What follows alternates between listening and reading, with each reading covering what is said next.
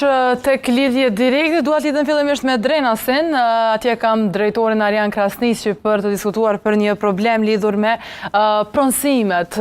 Zoti Krasniqi, mirëmëngjes dhe faleminderit shumë që jete tek adresa e ankesave. Përshëndetje, mirëmëngjesi.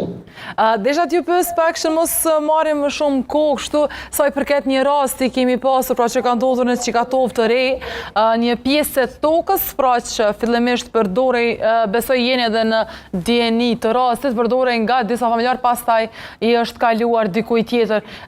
Cilat janë, pra, çka po ndodh konkretisht me këtë rast? Pra, cilat janë detajet më të hollësishme sa i përket kësaj?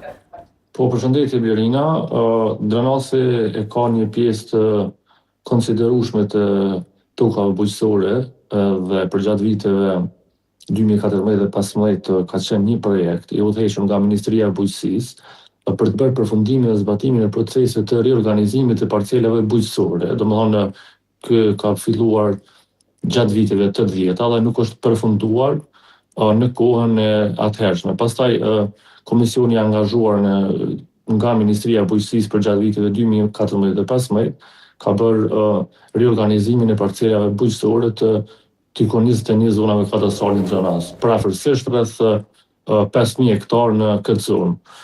Padyshim, gjatë këtij riorganizimi apo hartimit zbatimit të këtij projekti, ka pasur edhe ankesa të qytetarëve që nuk janë përfunduar apo nuk kanë pasur, si të themi, të realizohen pritjet e tyre.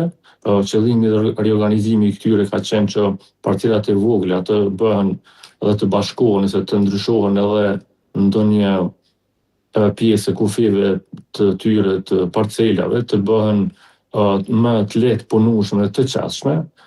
Njëri nga rastet që tashmë edhe ke në Kanal 10 në emisionin juaj që e pat ankesën, është edhe zonja në fjalë. Por për këtë shqetësim, natyrisht, meqense se është edhe përgjegjësia e Ministrisë së Bujqësisë, unë jam drejtuar sapo kam marrë mandatin në vitin 2024, Ministri i Bujqësisë Zoti Peci ka qenë atë kohë dhe sekretarës Veniera Qerkinaj, dhe kam kërkuar që të bëhet një komision që të trajtojnë këto ankesa të qytetarëve, meqense se janë një pjesë e tyre që kanë ankesa të njëjta.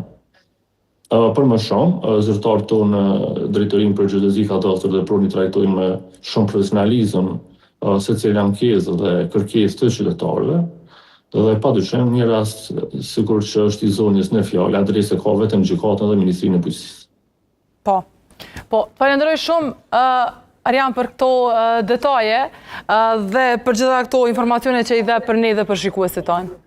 Faleminderit juve. Faleminderit, gjithashtu. Do të shkojmë tek nënkryetari i Stogut, Genca Dema.